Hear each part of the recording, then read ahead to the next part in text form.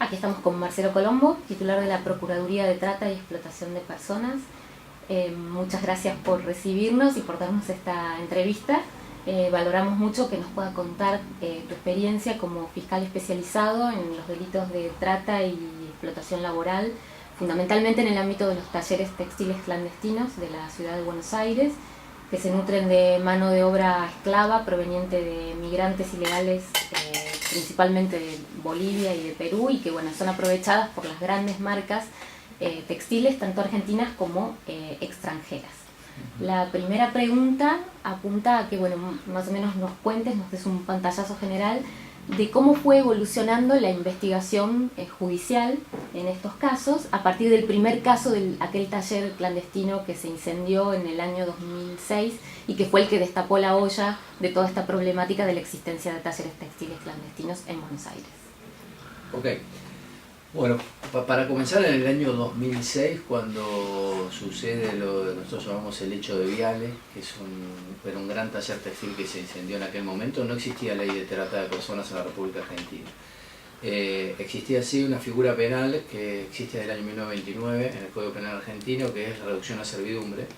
y bajo esa lógica de investigación comenzó a investigarse este caso. Es cierto que a partir de lo que se descubre en ese lugar, a partir de lo que sucedió es que hubo un incendio donde murieron varias personas, entre ellos niños. Y eso colocó ese episodio en la gran agenda pública de aquel momento, pero para ser totalmente honesto, no se discutía en aquel momento casos de trata de personas ni situaciones compatibles a lo cual podríamos denominar trabajo forzoso o trabajo esclavo. Es decir, lo que había ahí era una discusión acerca de si ese era un taller o no habilitado, si las personas que estaban trabajando, entre comillas, en ese lugar cumplían jornadas laborales regulares, si las condiciones de seguridad o higiene de esos lugares eran condiciones de seguridad y higiene habilitados por la Ciudad de Buenos Aires. Es decir, había como una suerte de responsabilidad más por el lado que uno podría llamar homicidio culposo o ligado a ese tipo de fenómeno de modalidad delictiva que a la trata. Pero sin duda eso colocó en el primer, digamos, escalón o hilera de análisis lo que sucedía con los talleres textiles en la Argentina y principalmente en la Ciudad de Buenos Aires y en el primer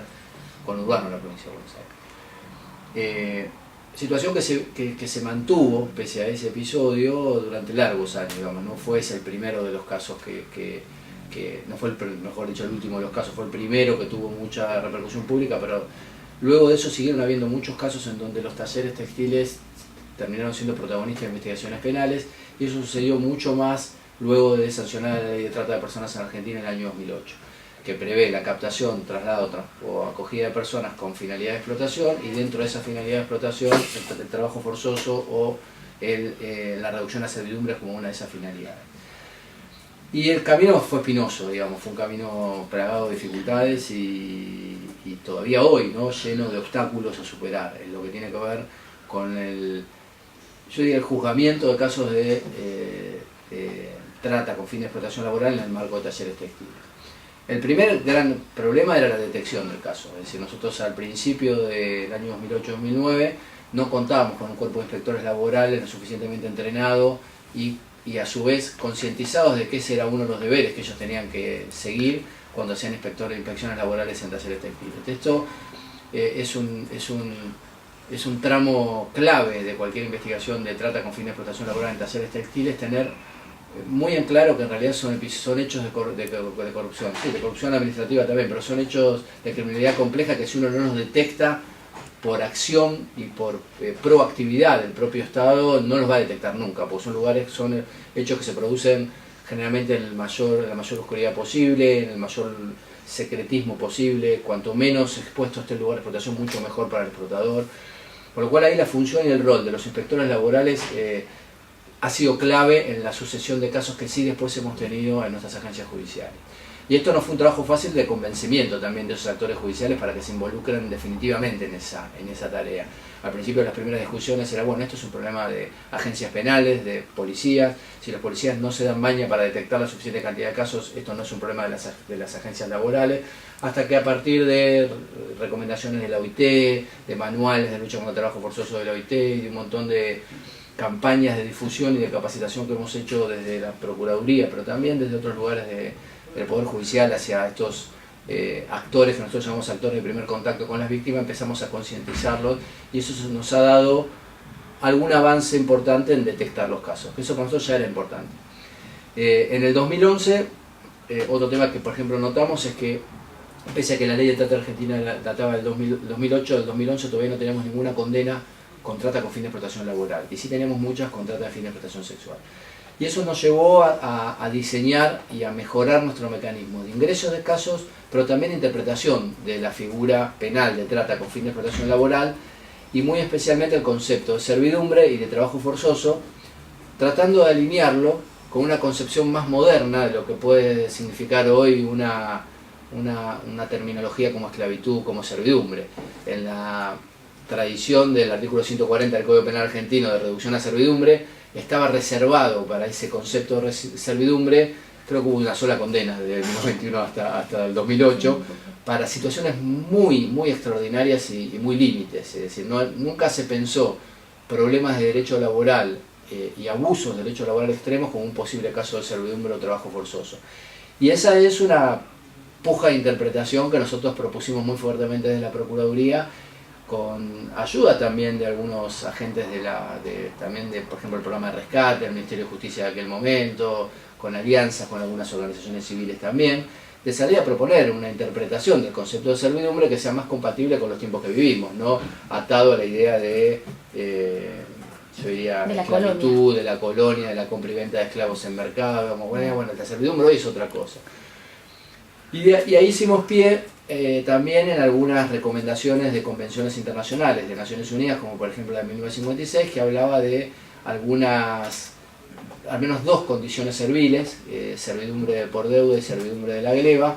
que principalmente la primera, la servidumbre por deuda, era una condición servil de muchos de los que terminaban siendo explotados en los talleres textiles, que se aplicaba en el 90% de los casos, y se aplican muchos de estos casos. Es decir, yo traigo, en la República Argentina funciona así, talleres textiles con ciudadanos bolivianos que son traídos de lugares de mucha precariedad laboral y social de Bolivia a la ciudad de Buenos Aires para cumplir extensísimas jornadas de trabajo sin ninguna especificación concreta de cuánto van a ganar y sin ninguna, por supuesto, aplicación de las previsiones de condición de higiene y seguridad que debe tener cualquier ámbito laboral.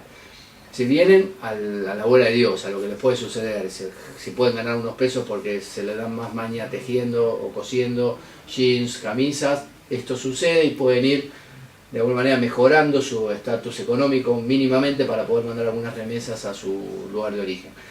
Esta condición laboral pre-sanción de la ley de trata en la República Argentina nunca fue mirada como una posible situación de servidumbre por deuda, y post ley de trata sí empezó a ser mirada y empezamos a tener muchos casos, por supuesto muchos más de los que antes había, porque antes no había ninguno, de casos de trata con fin de explotación laboral invocando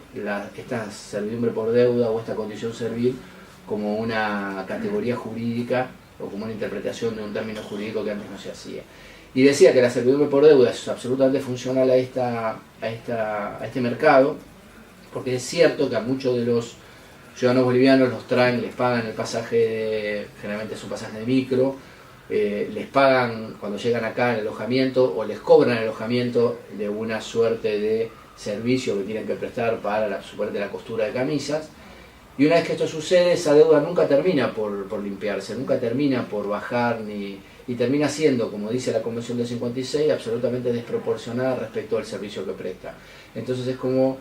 una suerte de encierro sutil, o más sutil que el encierro que todos conocemos que es la privación de la libertad, en donde la persona que es traída de otro lugar nunca termina de zanjar esa deuda y no quiere dejar un lugar en donde estuvo prestando servicios durante 6 meses sin llevarse, aunque sea lo mínimo que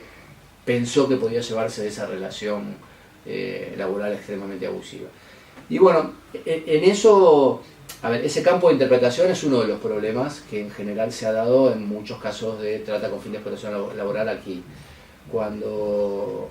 no hay nada de paga respecto de la persona trabaja gratis durante largos meses, en general los jueces tienden a ver ahí un caso más claro de condición servil que cuando la paga es absolutamente mínima o la remesa es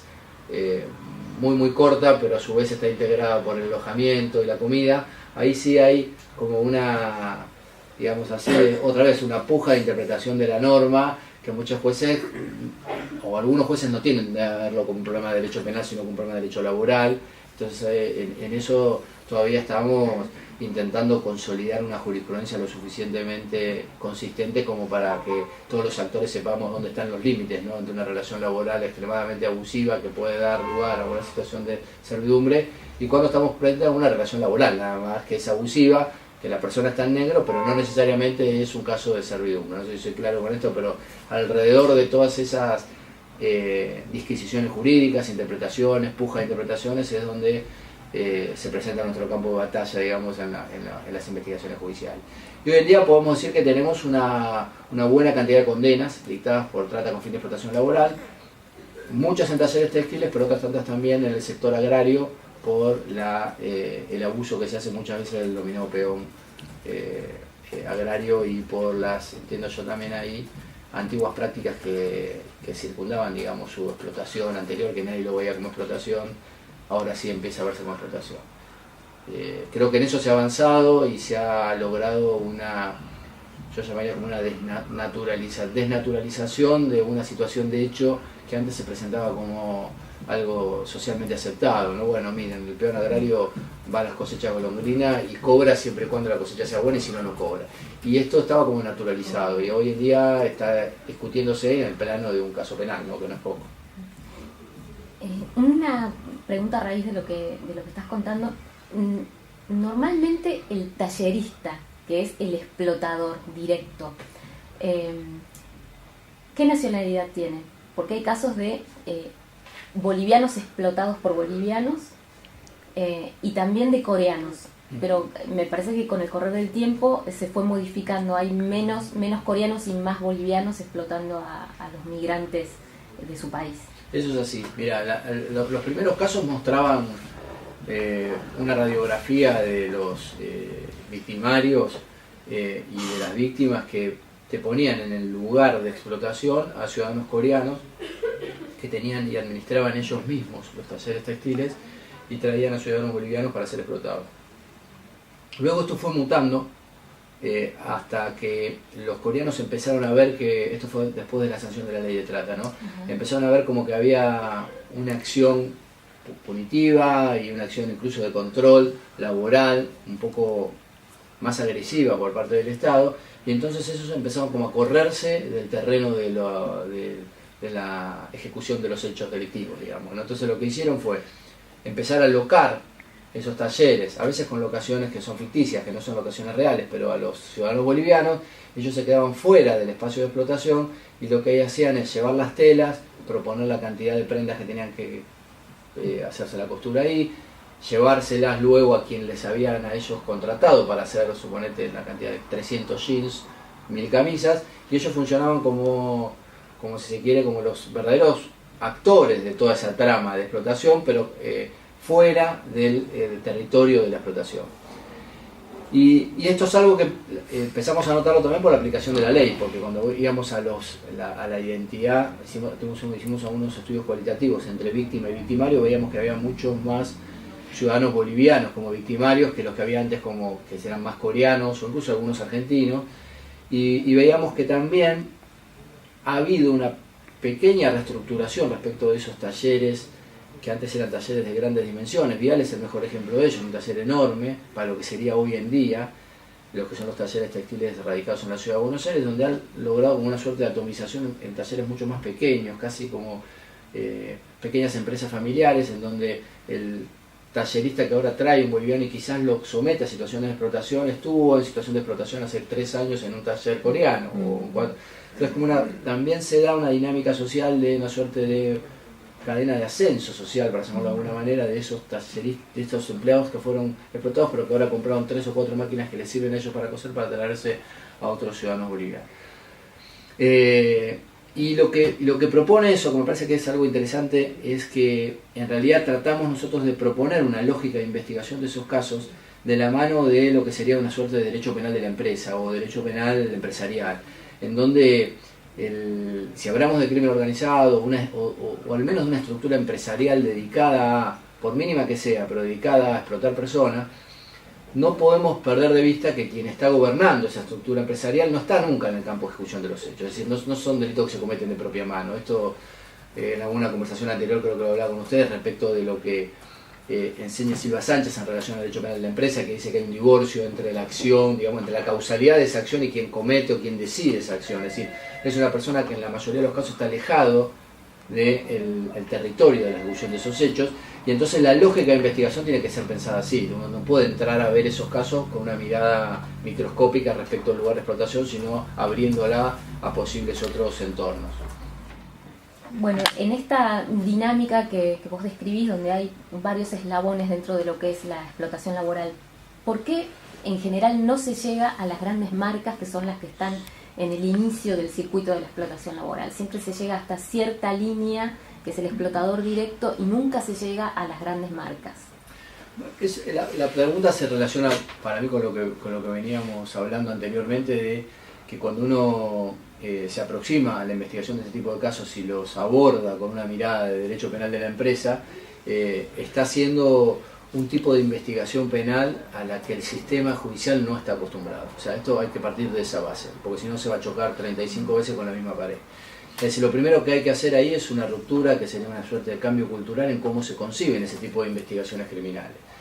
Y para hacer esos cambios culturales hay que tener estrategia, digamos, porque uno sabe con qué operadores también están del otro lado recibiendo los consejos que uno tiene. Si uno va y le dice, miren, encontré una solución fantástica para poder responsabilizar, tiene que intentar jugar con los jugadores que tiene. Esto ya lo aprendimos después de 10 años de estar acá también chocando. Entonces, uno tiene que intentar convencer, digamos, hay que intentar de convencer, y que en realidad esto no es porque ellos hicieron mal todo el trabajo durante tantos años, sino que en realidad hay una nueva, digamos, aproximación a este tipo de delincuencia, que propone un tipo de aplicación incluso de la dogmática de teoría del delito diferente, en donde las construcciones de imputación objetiva necesitan de ciertas correcciones para poder ir a escalones más altos. Ahora vamos a ir a un punto que es neurálgico y uno de los problemas más graves que tenemos, el tipo subjetivo, el dolo, el conocimiento y voluntad respecto de los elementos del tipo penal no puede ser igual a los dolos que uno prevé para delitos de propia mano o de sangre. Es decir, como que se propone una suerte de interpretación de las viejas estructuras de la dogmática penal en clave de derecho penal de la empresa. Que no quiere decir con esto digamos, hacer interpretaciones por fuera del marco legal, sino simplemente aplicarlas, interpretarlas de acuerdo a el hecho y la dinámica del hecho que nosotros tenemos enfrente. O sea, si uno va a cometer un hecho a través o por medio de una organización, también tiene que velar que la dogmática penal sea interpretada también por medio de esa misma organización, porque si no está como hay un divorcio entre el hecho y la aplicación de la ley o la interpretación de esas figuras penales absoluta. Y esto es uno de los grandes problemas que tenemos para no llegar más arriba, como planteaba tu pregunta, sin dejar de hacer todas las presentaciones y apelaciones, que todavía hay muchas en curso. Nuestra gran, si se quiere, una de las principales ambiciones que tiene la Procuraduría es poder lograr la responsabilidad penal de titulares de marca y principalmente de personas que no estén en el campo de ejecución de los hechos directos. Me parece que eso es poder empezar a trabajar sobre una línea de jurisprudencia que vaya en esa línea. Le tenemos fe a casación en eso, así que estamos yendo a casación con varios casos. Para nosotros sería importantísimo, porque me parece que es concebir este tipo de delincuencia de un modo distinto a como se lo viene. ¿Qué ha pasado con otro tipo de modalidades delictivas? Ha habido casos de corrupción en donde ha habido interpretaciones jurisprudenciales en esta misma línea, en donde no se le pide al jefe máximo de un determinado organismo público que sea el responsable directo de la firma, sino que haya una suerte de cadena de responsabilidad que le responda a él.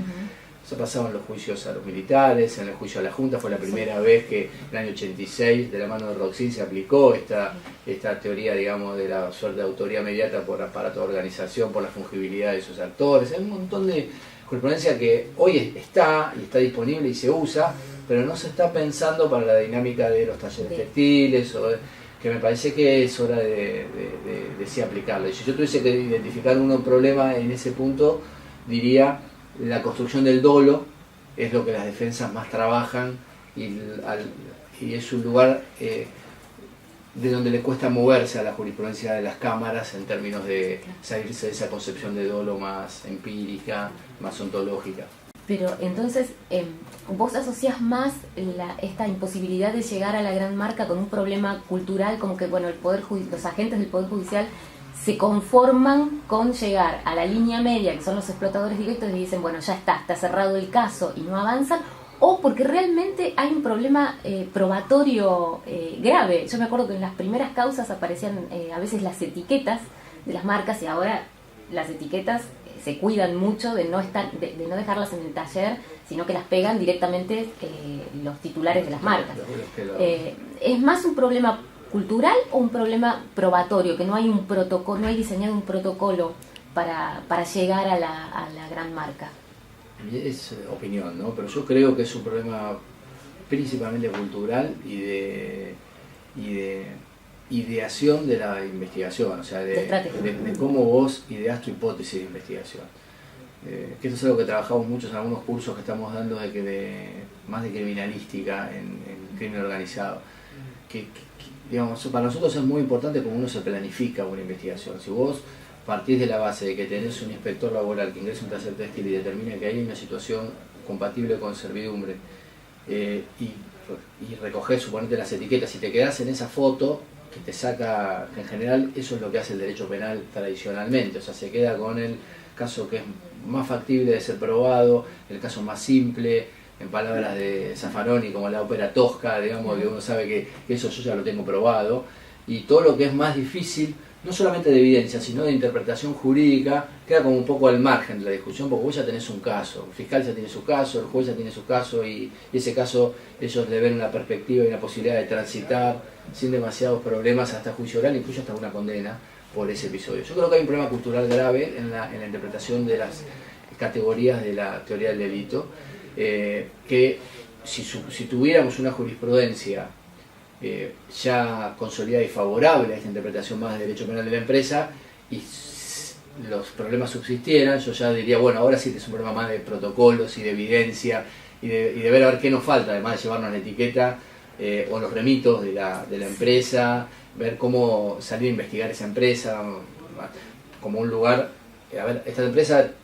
cuánta cantidad de camisas tiene que mandar a costurar, supongete 12.000, y encontramos un taller que le costura 6.000, bueno, seguramente esta empresa tiene que trabajar con otros talleres textiles y ahí ampliar un poco el marco de probanza. Y hay algo que sí empezamos a hacer, que esto está en algunos trabajos cualitativos de nuestra página web, es hacer una suerte de ecuación económica financiera de cuánto le sale a la persona que terceriza la costura de esas camisas en un taller, sacarlas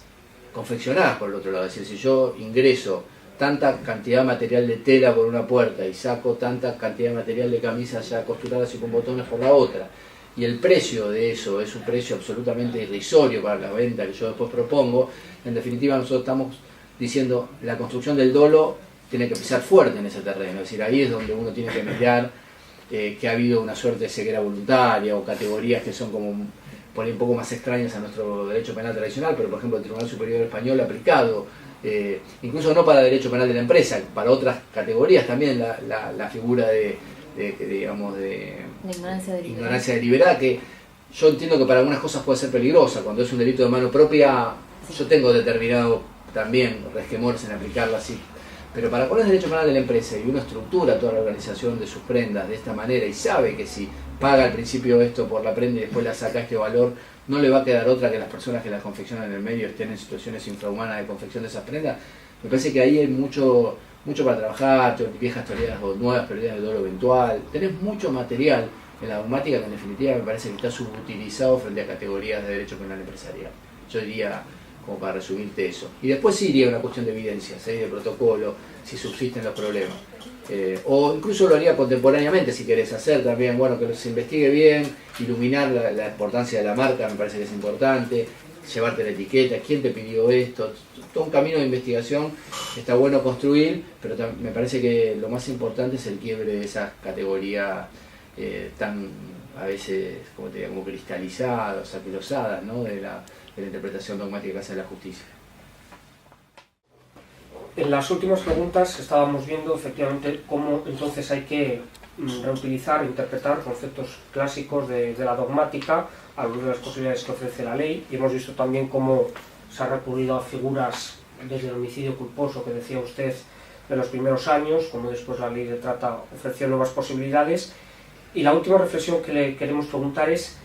del eje Ferenda, quizá una nueva forma de ayudar el derecho penal a toda la labor que hacen ustedes sería a través de la figura de la responsabilidad penal de las personas jurídicas. Le preguntamos, quizá eso ayudaría, por ejemplo, a esclarecer bien las responsabilidades en toda esa cadena de responsables, que al final nunca es posible llegar efectivamente a la empresa, al gran titular de la marca, y solo nos quedamos con los subcontratistas, porque con esta responsabilidad penal de las empresas se les impondría a las empresas la obligación de localizar, de identificar a todos los subcontratistas con los que se terciariza o se externaliza el servicio, imponer obligaciones de cumplimiento de derechos laborales a todos sus trabajadores. ¿Cree usted que podría ayudar a resolver asuntos que todavía no quedan suficientemente resueltos y que ustedes, los operadores, tienen que buscar, vamos a decir, soluciones imaginativas, muy útiles? ¿La responsabilidad penal de las personas jurídicas sería una vía adecuada? Podría serlo. Yo te voy a ser muy honesto, nosotros no tenemos, al menos en el campo del derecho penal en la Argentina, más allá de algunos delitos tributarios que sí lo tienen, una tradición de aplicación de responsabilidad penal de la persona jurídica en términos de cómo se construye esa categoría, digamos, y a quién responsabilizar. Creo que sí, y sin duda sería muy importante,